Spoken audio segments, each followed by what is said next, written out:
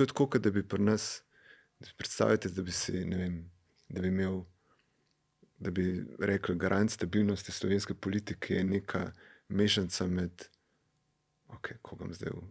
koga ne vzamem, med Grimsom, Jelinčičem, Vitomirjem Grosom, pa nekim hecnim, mal predelanim Pahorjem, pa, mislim, hočem reči, komponenta vse možne, kar si lahko spomniš. Ja, in ljubljanskim županom, velikim prijateljem. In Jankovičem, seveda. A ne? In bi rekel, evo, tole.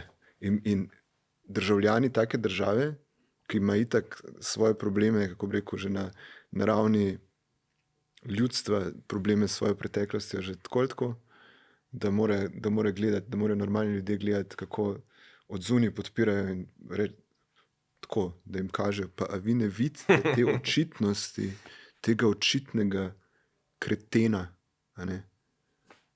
In nam v bistvu z vašo podporo pač nam ga ohranite tukaj.